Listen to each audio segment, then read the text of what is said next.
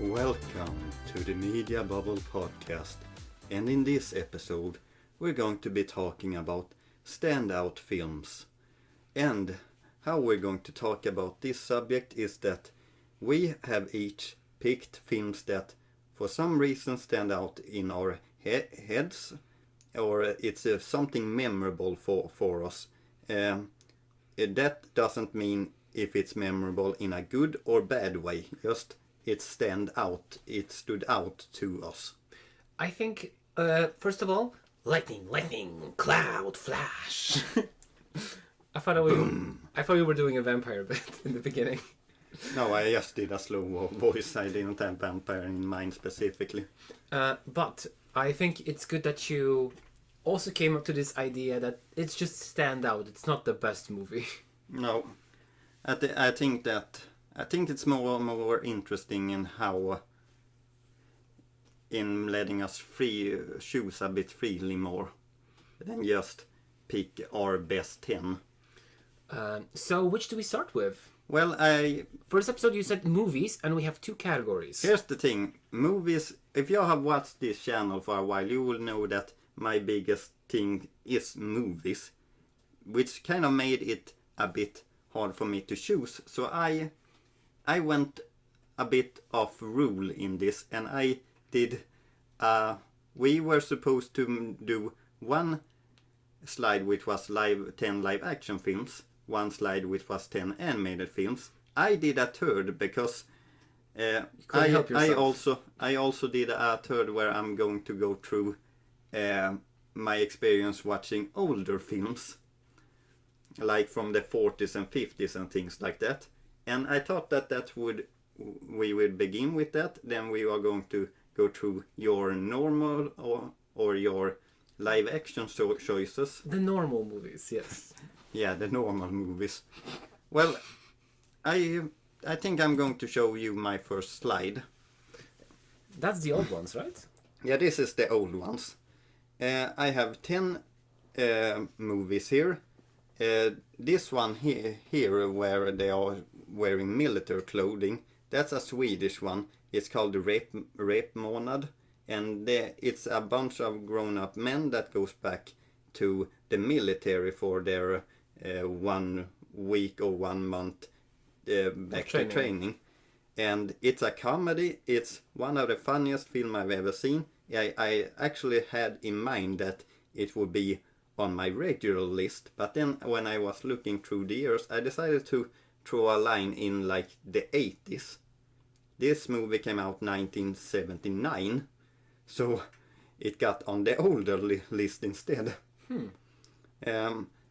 Otherwise, so I have an experience of once upon a time I got tired of, or I wanted to explore a new area of movies, and I hadn't seen a lot of older movies. So I decided, let's educate myself and let's watch some of these old classics. So I bought a bunch of older films, started to watch them, and there were some that stood out more than the rest. For an example, when up here on the left corner you can see it's a movie called It's a Wonderful Life. That's a Christmas movie, and it's known kind of as the best Christmas movie in the USA. It's not very that well known here in Sweden, but it's a very classic one. I watched it. It was a nice feel-good film, I gotta say, and so it stayed in my mind and made it on this list. We can see some other popular ones like Singing in the Rain, which is like known as the best musical of all time, and on the left side of it, it's Hello Dolly, which is another musical. And the reason why I like this one is because when I rewatched a lot of these older films, all these stereotypes of movie musicals, I didn't find a lot of movies that were like that, like singing on the street and a lot of people, and it's colorful. And Hello Dolly, on the other hand, is exactly like that. and I had a lot of fun watching it. Okay, that does sound interesting. I've never seen Hello Dolly. On the later left, you can see a man with a camera. That is a Hitchcock film called Rear Window, which the film interested me in a way. It's interesting because the whole film takes place in one room, and this man looking at some other apartments in his because he has hurt his foot, he can't leave. So he is kind of there sitting and watching other people, and in one room he sees something suspicious, and so he starts to get an obsession of watching these people and trying to uncover a crime. And the film is so gripping in a way that I found interesting, because, as I said, they are only in this one room in like the entire film. So when the movie goes on, we don't have like a scene that points to like the neighbors. We only see the main character. Kind of. We are watching the other attendants, but we're watching it from his view. We're watching it from his window, you can say. You do see some other neighbors, and I kind of understand why Hitchcock was called was famous for his suspense. And that is just a good film, and it's, as you said, it's kind of well known. Because even you have heard of it. Yeah, I did. I think there was some flack for it from what I've read. That maybe it was something about objectifying women, but I feel like I'm pulling that out of my ass. Maybe there are Tumblr discourse. Here's the thing with a lot of these older films. There are always some points that don't stand up to the times, which is a bit interesting, because if we go one movie up, you can see a picture of a man with a white dress and a woman that is staring up on him. That's a musical called Annie, Get Your Gun. And if we are talking about films that has aged poorly, this is one of them.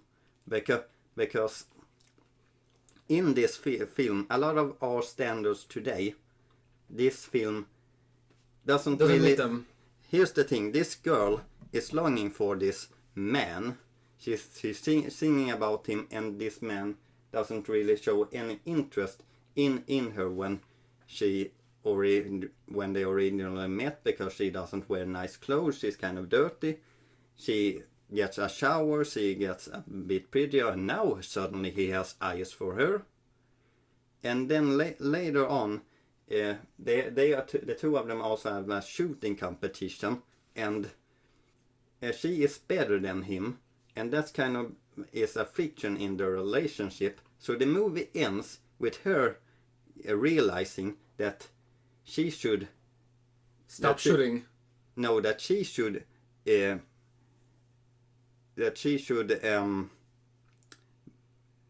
dump his ass. No. What? Okay. That she should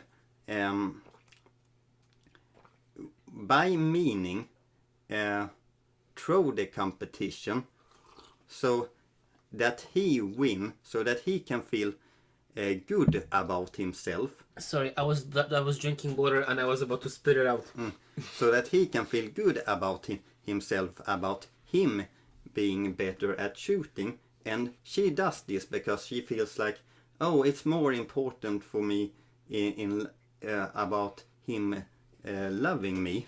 And there's other points in this film that has poorly aged. Like there's one point about her becoming an honorary Indian for some reason.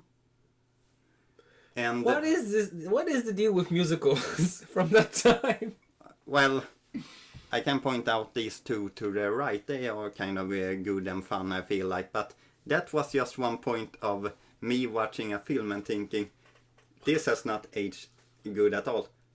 There was another musical that I once watched which won Best Picture Oscar. Yeah. And I was expecting, oh, this is some high quality musical. The film starts with an old man singing about how nice it is at looking at young girls. And there's some other creepy things about that film, but some other time maybe.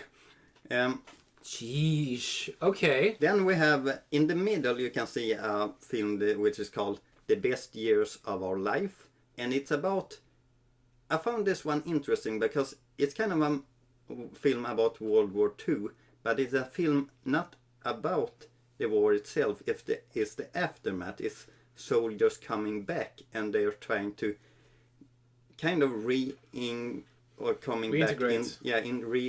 and coming back to their normal lives, but they're still affected by the war that has just happened to them and how it's hard trying to just go right back.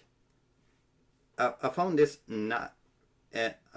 kind of weirdly enough a nice watch. Like it's just a bunch of people that's just trying to get their lives back together after this horrible thing, you can say. That sounds like a novel idea. Like, I wouldn't have come up with, like, I don't think I can point out any other movie that does this. No, not really, because a lot of movies about World War II is about in the war itself. It's not really that much about the aftermath. This movie also came out 1946, which is 1 year after World War II ended. Oof. So it was still fresh in everyone's World memory. War II. Do you think it depicts the struggles faithfully, or do you think it's more like on a comedy side?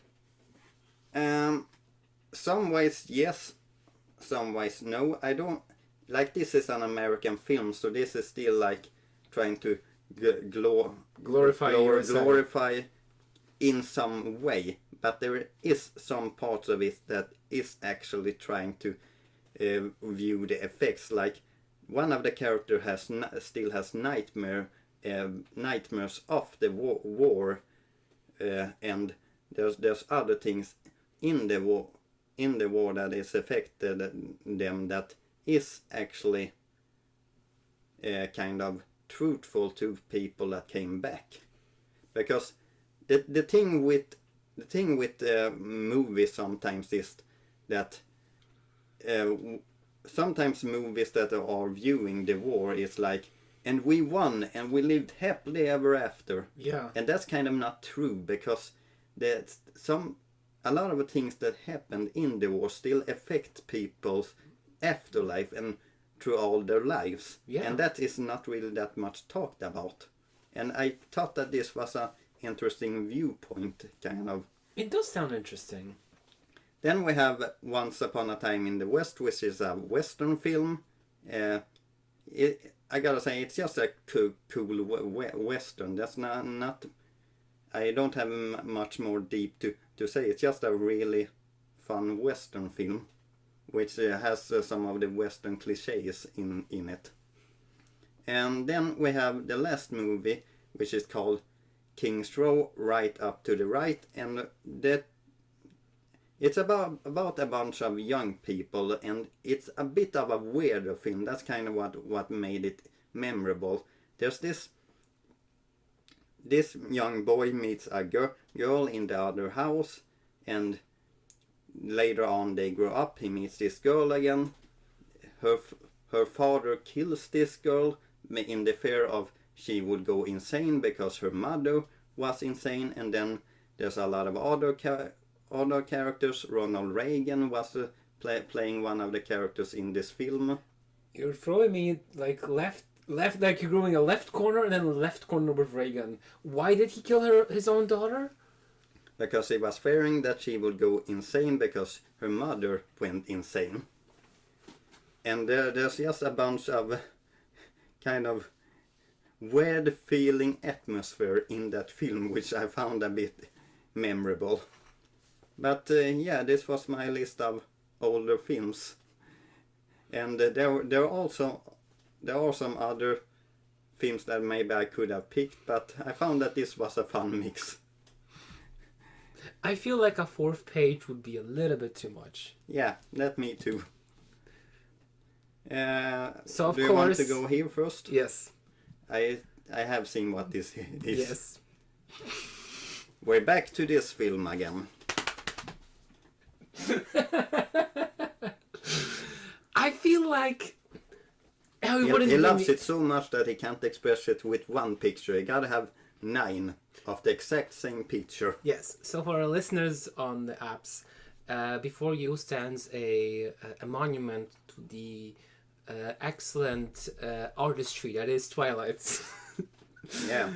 I could have made this each individual installment of Twilight, but I was lazy. Just imagine there's different pictures. Yeah, I feel that this explains my feelings clearly. But if you go to the next slide, this is a little bit more honest opinion. You didn't say that much about... Oh, Twilight is also on this It's still slide. Twilight. So, I like Twilight. Yeah, I know. I think you know that. And I just... The interesting about Karol liking Twilight is that I have known Karol for a large part of our lives. He wasn't into Twilight in his teenage year. This has come later on in his 20s. I just appreciate this series the longer time goes on. I don't know. I think it's either the fandom. I think it's just how I like that Bella is... Like, from the get-go, she looks at that vampire boy and she says, I want a piece of that cookie.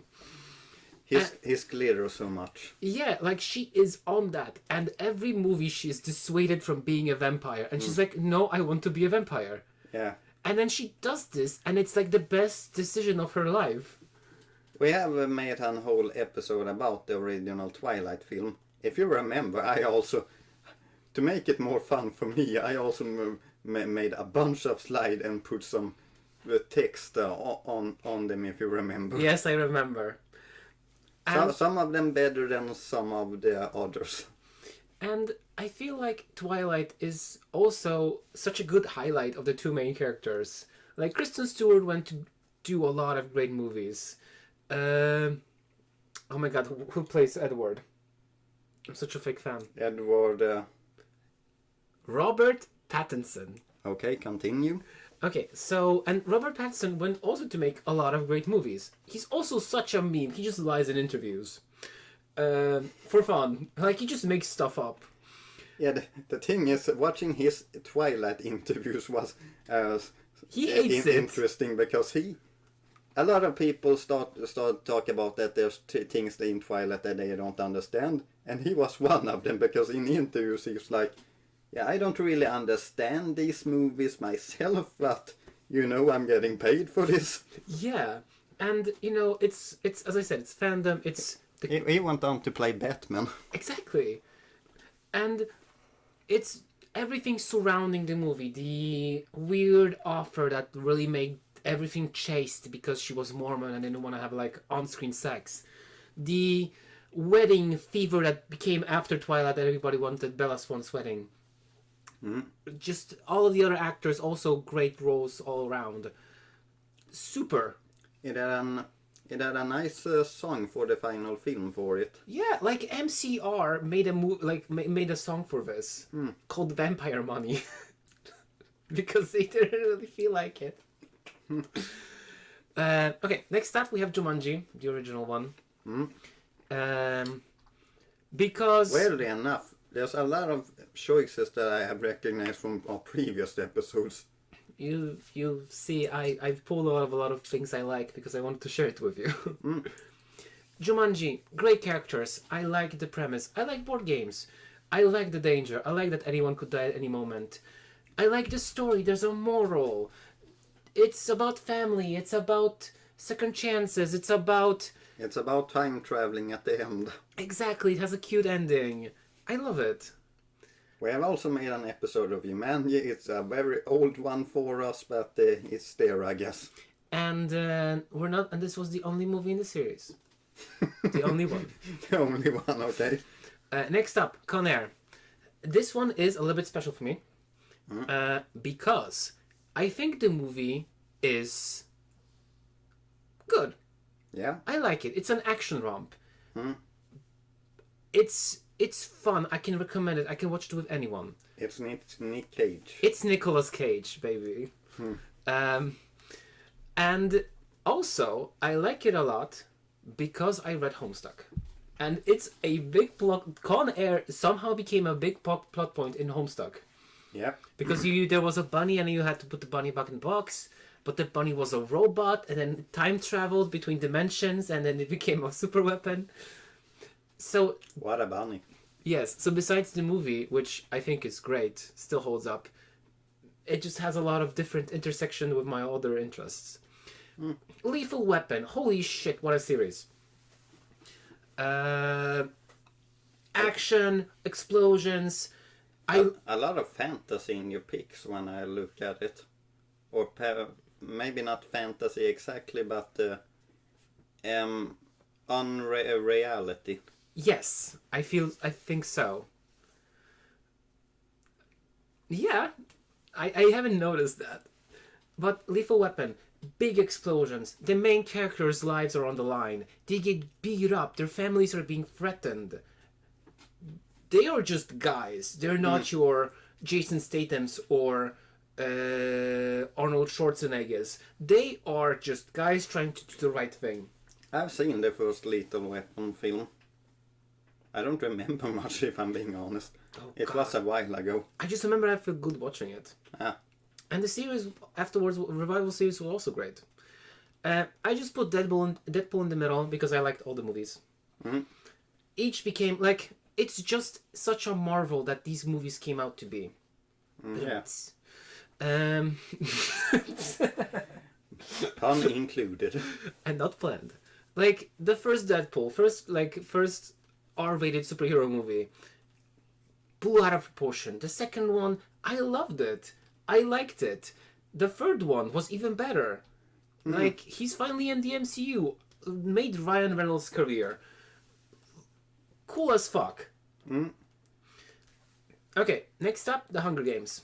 Yeah, I think we watched this in cinema together once when it came out. I think we did. Yeah. I remember it too. The weird thing about The Hunger Games is it was a popular series for like the two first film. It died off a little bit in the two later films, and I still haven't seen the two parts.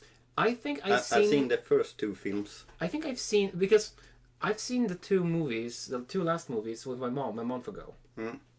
This is my mom's favorite series, The Hunger Games. Her favorite, okay. One of the favorites, yeah. I borrowed her my books when I got them.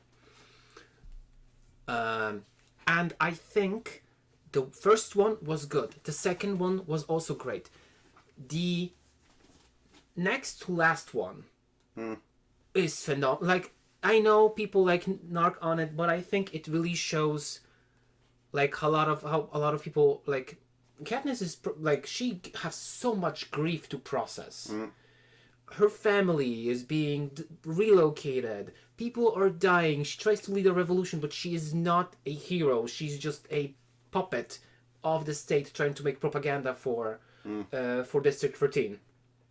I can just also mention that there was a trend in this point of time of taking kind of young adult novels about Segregating society.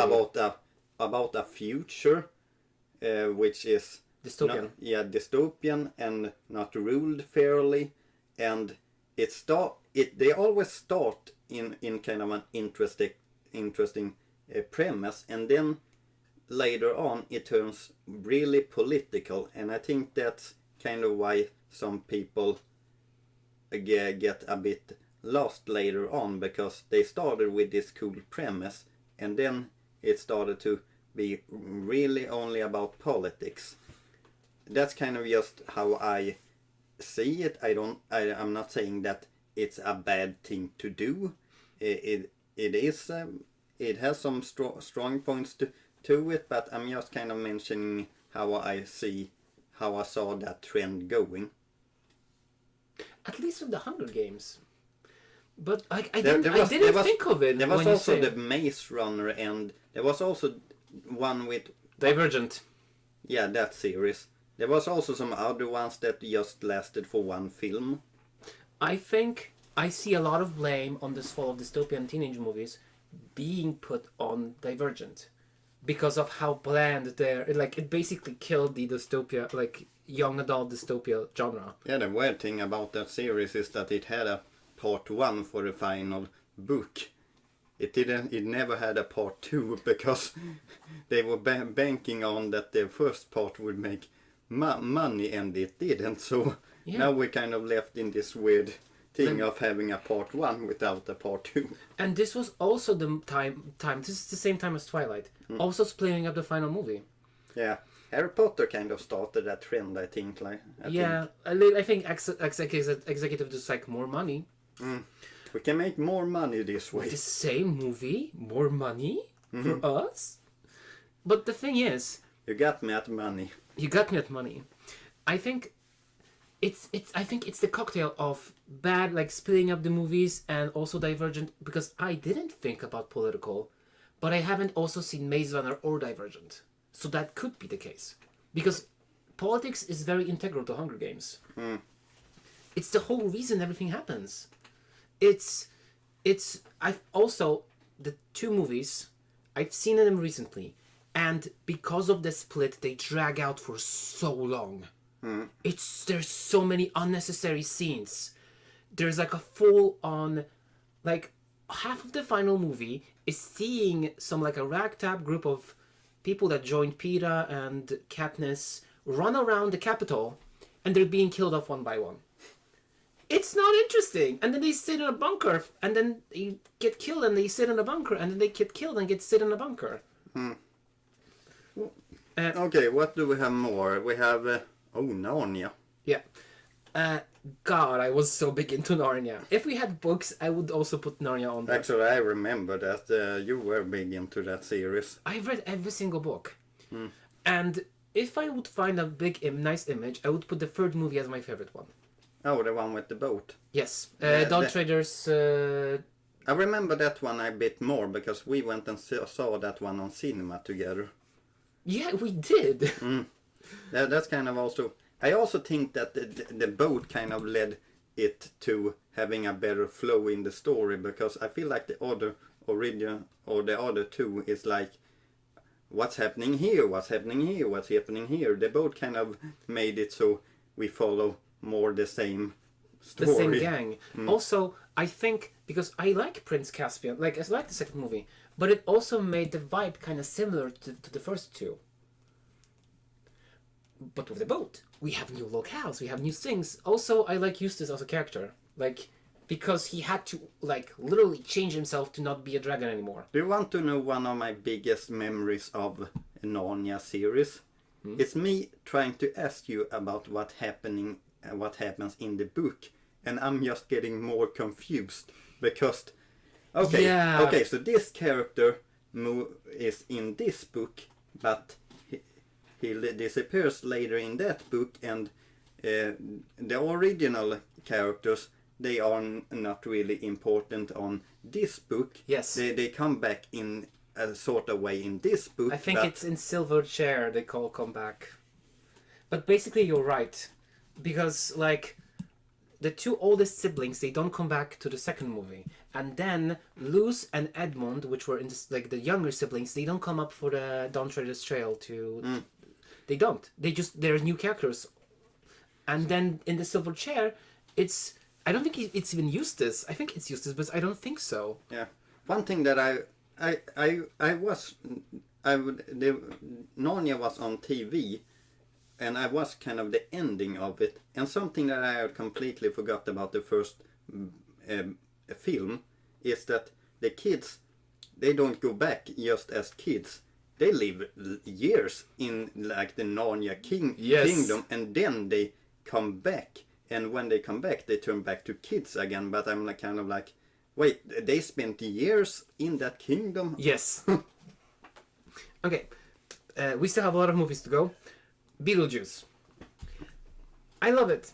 I love it so much. There's just so much camp. I just love how it looks. I like the underworld. I like Beetlejuice. I like all the characters. I like the story. I like how it became a phenomenon. When did you watch Beetlejuice for the first time? Jeez, like when I was really young, I feel. Oh, you haven't talked that much about it. I think I just Have remember that I liked it. Have you seen the sequel? I want to. Oh. I've heard it's good. And the last movie, can you guess what it is? There's something with Nick Cage. He has a sword. It's probably from like 2012 or 11, something like that. 14. So it's Nicolas Cage in Season of the Witch. Okay. And it's a dark fantasy story. Basically, what's the guy's name that played Hodor in... Game of Thrones? Yes. I don't know what his name is. Magnus something. Basically, these two are crusaders that are crusading in the Middle East with the Catholic Church. And they're killing and pillaging, and one day they think, fuck, this is bad. Like, we can't go on killing innocent people. So they desert. And they turn back to Europe after some years, but Europe is plagued by plagues, sickness, basically the Black Death. Yeah. They arrive into a town, and they are found out that they are crusaders. So they're being thrown into the jail and say, you either get executed or you get this witch to a monastery where she would judge for her crimes for infecting the whole city with the bubonic plague, with the Black Death. And they say, look, fucking kill me, I don't care. But the witch convinces Nicolas Cage character to prove her innocence. So they travel and they get a lot of people. I think there's a party of 6, and they each die a horrible death on the way to the monastery. Yeah. And it becomes a fantasy movie at the end because there's actual demons. Oh. And the girl is possessed by not a witch. Wait, so it wasn't a fantasy film until then? Yes, it becomes a fantasy movie. Because into the middle of it, 3/4 of the movie, you're kind of unsure if she's really a witch. Because sure, she could be strong. She could lift a man with one hand. But maybe that's just stress. Maybe that's just adrenaline. Maybe she called the wolves just to she just wanted to make some noise and get the wolves here. And then we got shown that she's actually the devil and she's being possessed by a devil. So she doesn't know what she's doing. But the fights are good. The characters don't overstay their welcome. The atmosphere is banging. Good movie. I found it for 50 kronor. One of those bargain bins. Yes. Okay, so here are my 10 modern choices, I guess. Let's see, what should I start with?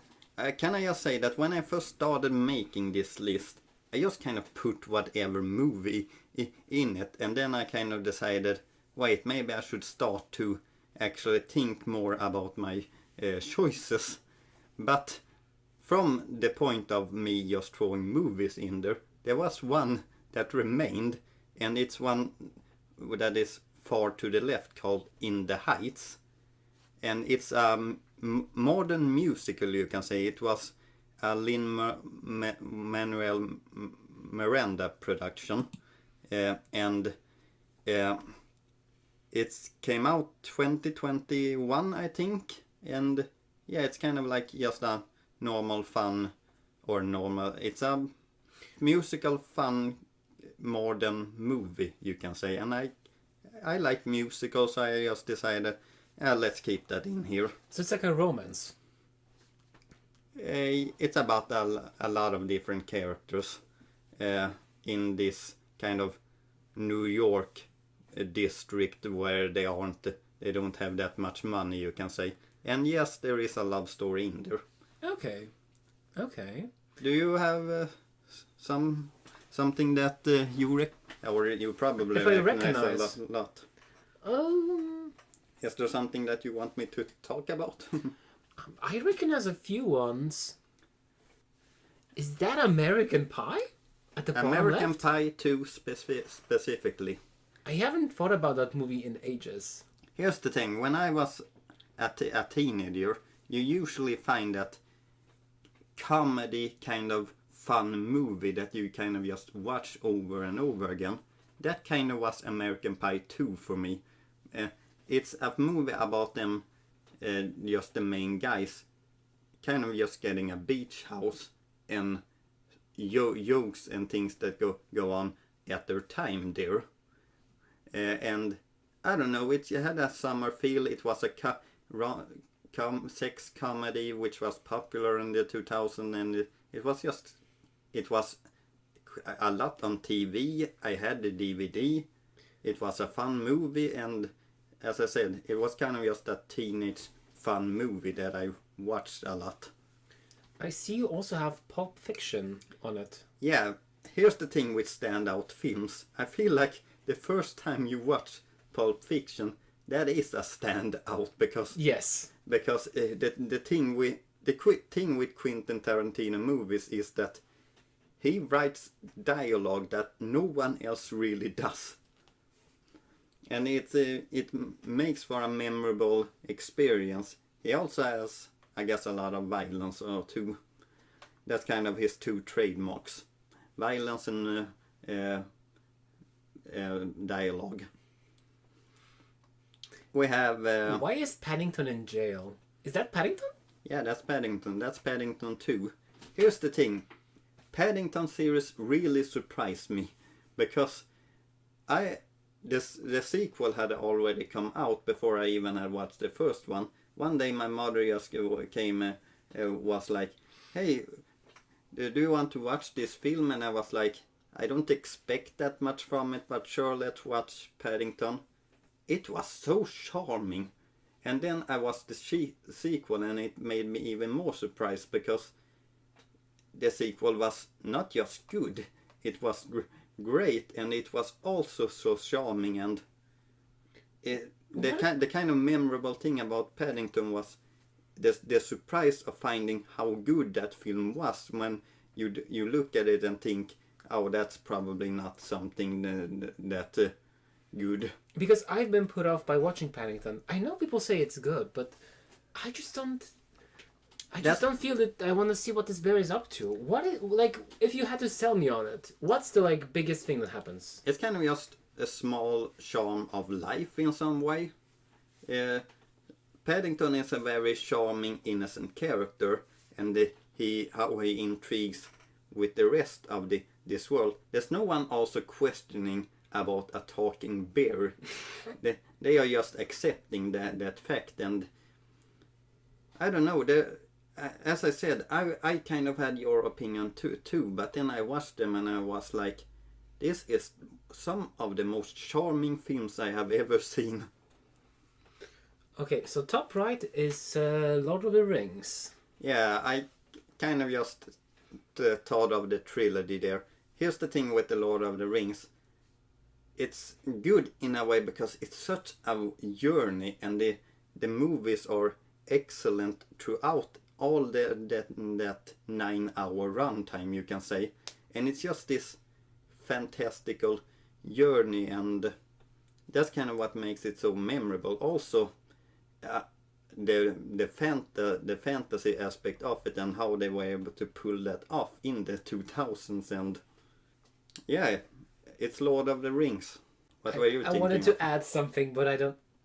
I just seen a lot of stuff between Legolas and Ghibli on the internet.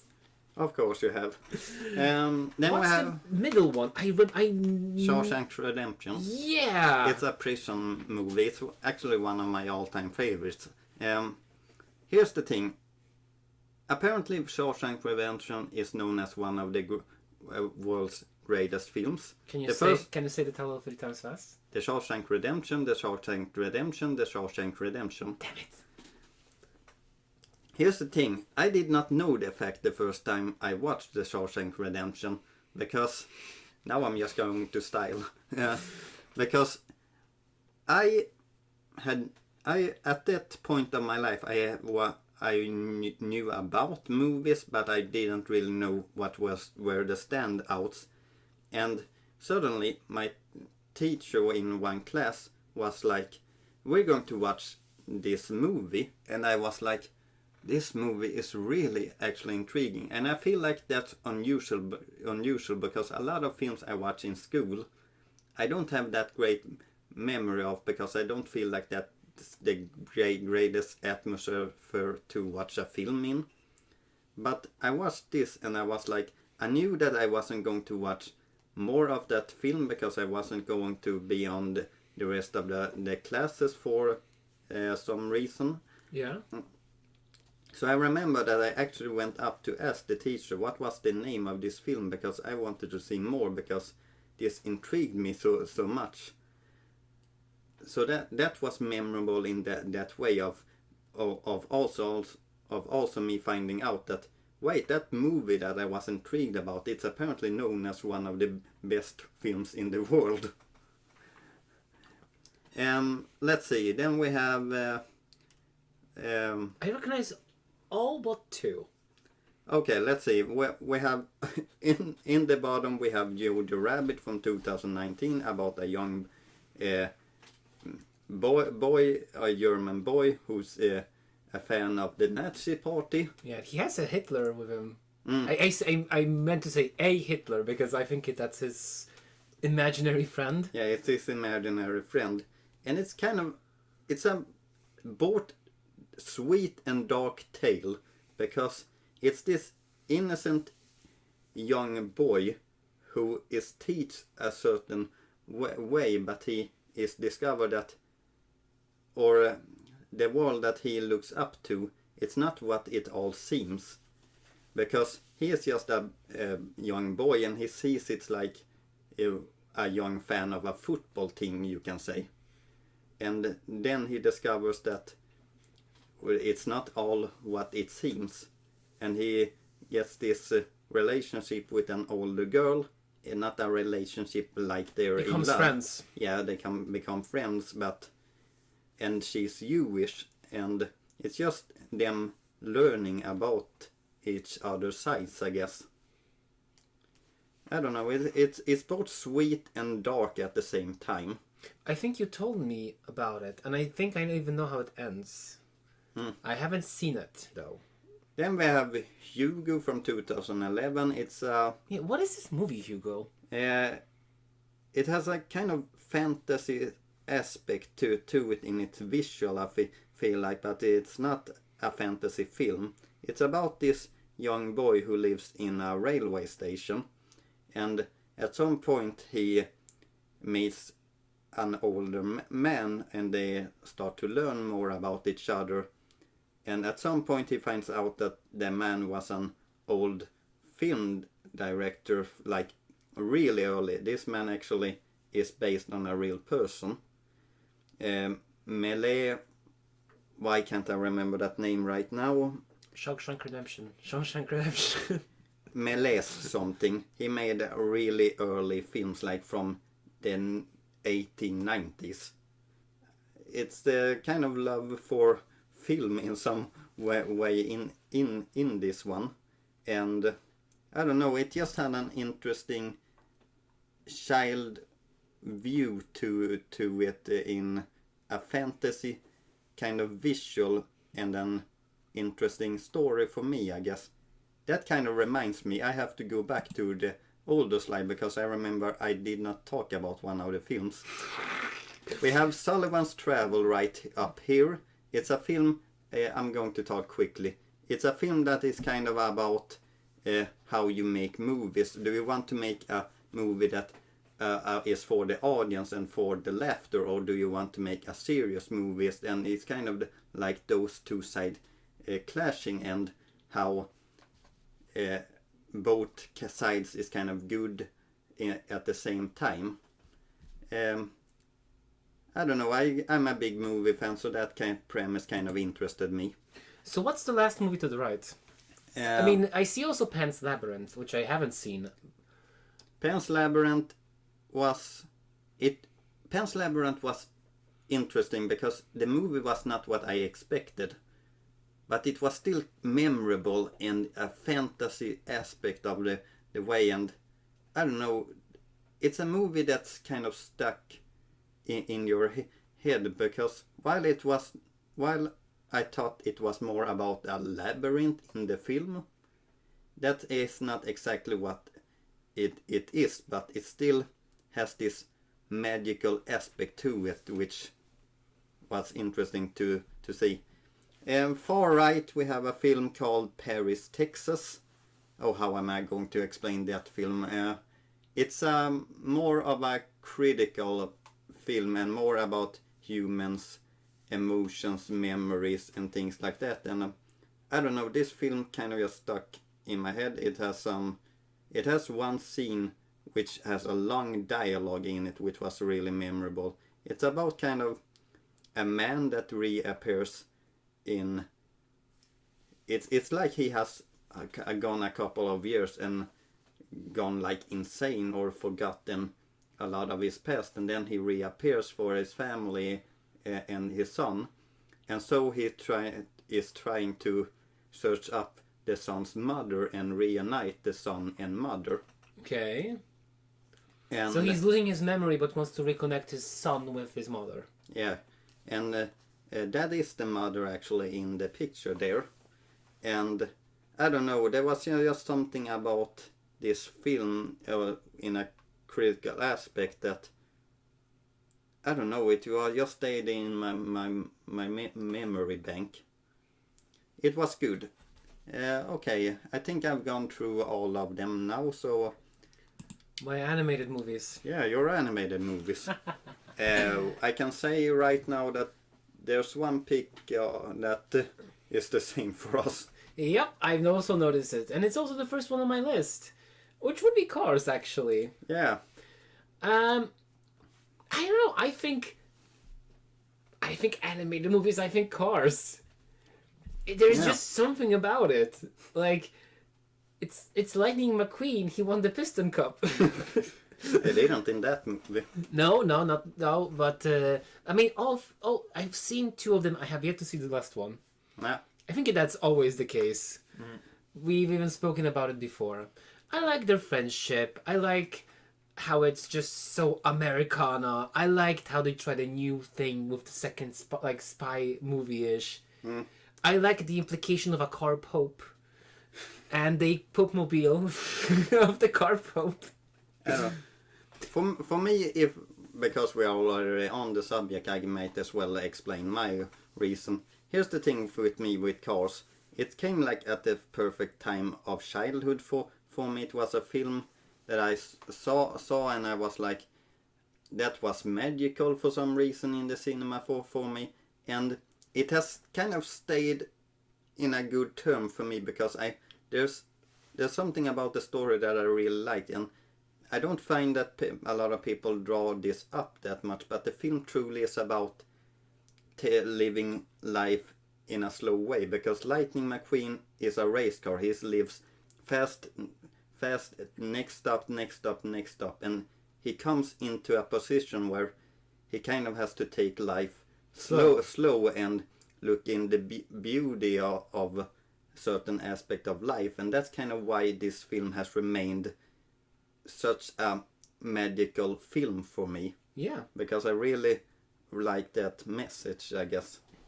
And how it's told. I find that it's a well-told film. Yeah, I agree. I agree with every point. Oh, that's a new film, K-pop Demon Hunters. Yes, so I've actually seen it. And I think I've seen a meme online. It's about like people between their 30s and 28, like 25. And it's like people in their 30s. I remember the 9/11 and how it shook the world.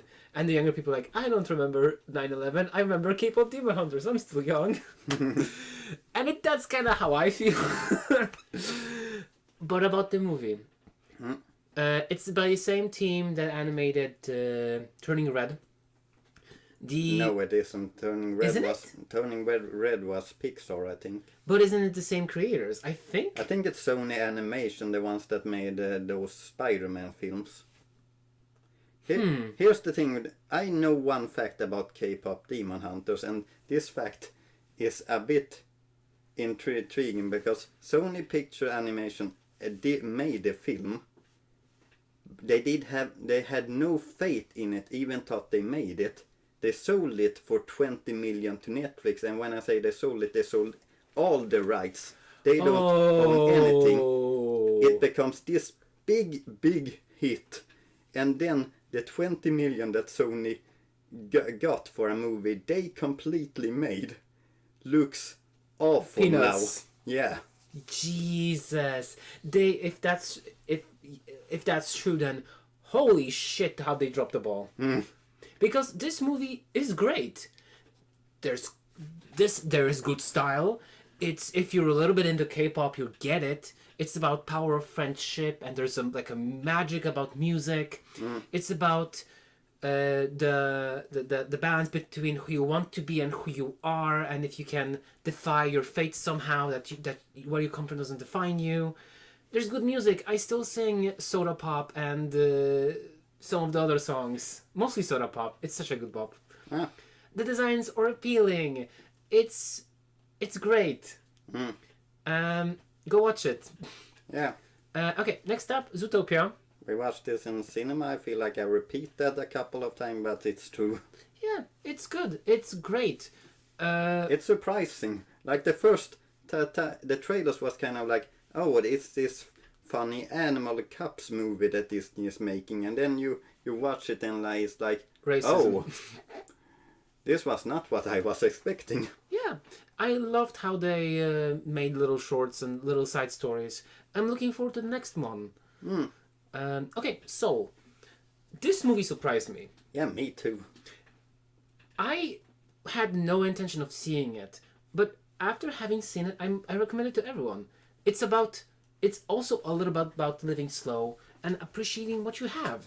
Yeah, it's about the kind of the thing of how you build up something in your head of what your dream is, and then you get at that point and it's like, this is not what I expected it to be. Exactly.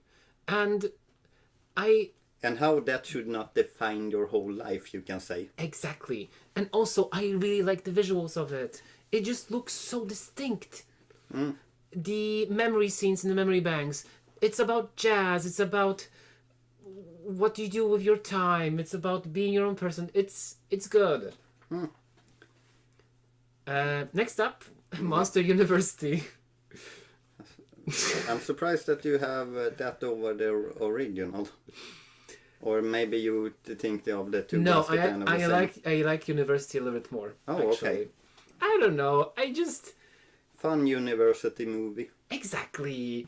It's silly. It's funny. It kind of gives a little bit more insight how Sully and Mike became friends. Why not? Okay, Treasure Planet. So we had a Discord watch along for this movie, actually, and so I watched it with some other people. This movie is so much about freedom, and about people that you experience this freedom with. I liked how like the main character and John Silver, like they became. He's literally his like father figure. There's one scene that I always remember from this film, because just how they tell it, and there's a song number in this like kind of middle of the film about the main characters and how his dad, he just left. Yeah. There's a scene where it's like, his dad, he didn't even say goodbye. He just left him and his mother. Yeah, that's awful. And I just think it's sad that it's also hand drawn. It's one of the lastest one that one of the Disney's good last hand drawn films. It's a shame that we don't have a second one. I have heard rumors that they are kind of thinking about making another hand drawn film, but I was about to say, are you saying there will be a live action Treasure Planet? Well, with how many live action films they're making, then probably. Jesus, don't say that. We're getting at a point where I'm even wondering, maybe they will remake Alice in Wonderland, because that was remade in 2011. Maybe it has gone enough years for them to consider remaking that one again. Another live action Alice. Although the dark one was pretty good. That was a good movie. Bad Guys.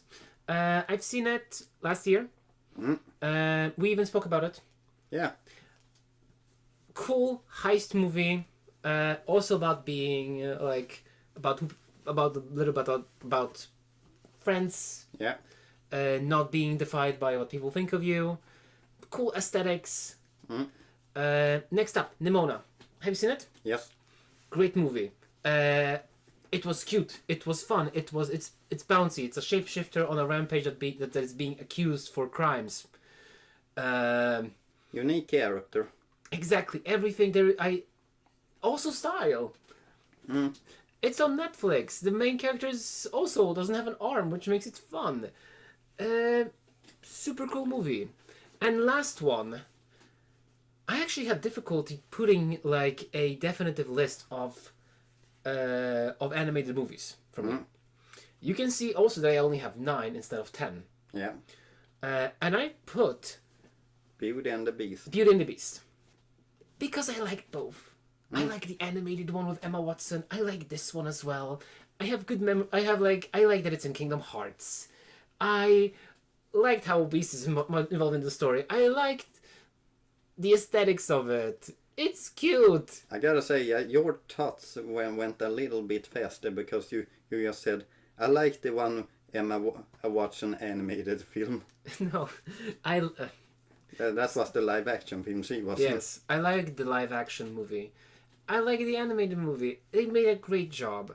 I like the all stuff surrounding it. It's a well told love story, I gotta say. Exactly. It's just a competent movie. Let's see. I guess to my last then. So I actually tried to make because I like Disney a lot. I tried to limit that a bit. We have already talked about Cars. So What a picture of Lightning McQueen. I'm sorry. Isn't he cute? Yeah. Let's see. We have 101 Dalmatian, which stood out to me because when I got that film, I got it a bit later on than some other of the Disney films. And the thing that stood out to me was just how much I rewatched it. You did? Yeah, I for some reason I did not get tired of the film. It had something with it which was just so easy to rewatch for me. Let's see. We have Fox and the Hound, which is on the top there, where you can see a fox and the hound.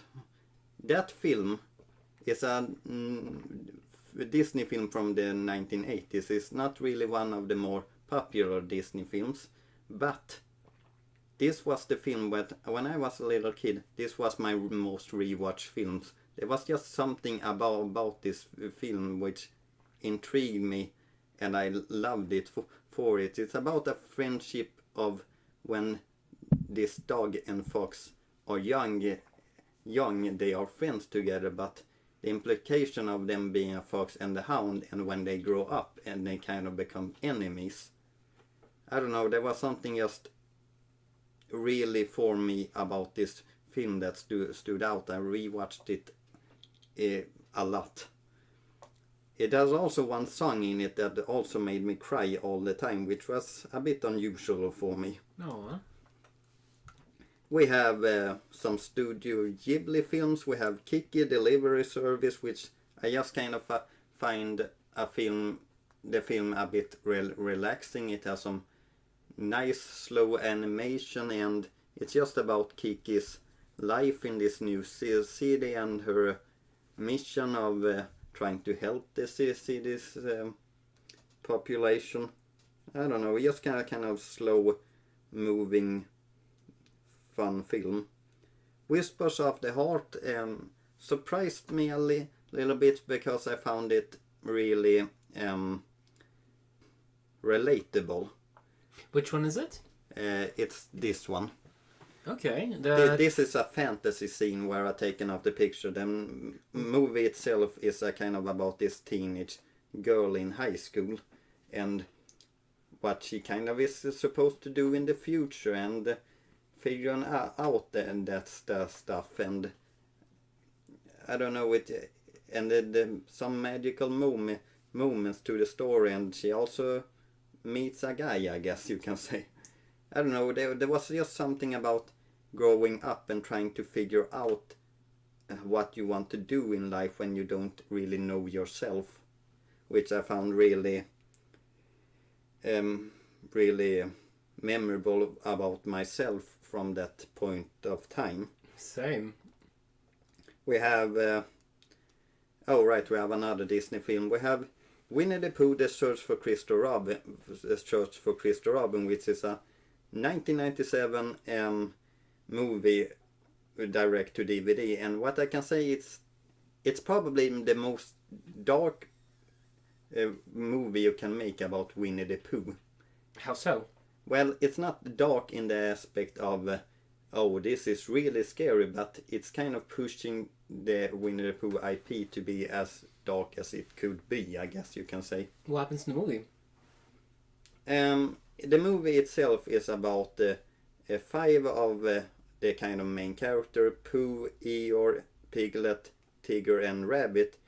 They are missing Christopher Robin, so they have to go on this adventure beyond the 100-acre woods, or maybe they're still in it, I don't remember that exactly, but they have to go in this adventure, and the animation is a lot more shadowy, darker.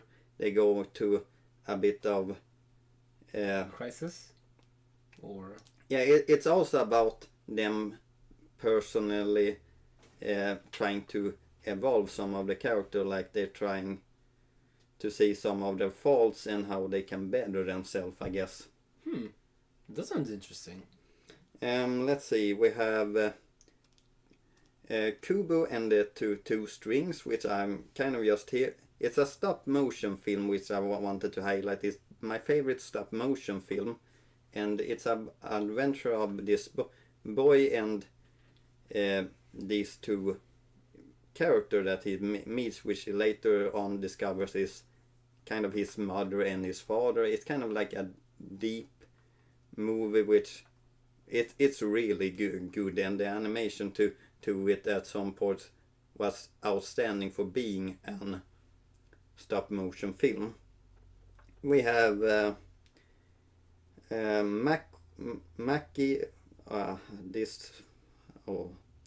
Makuya When the Promised Flower Blooms, which is this anime movie here.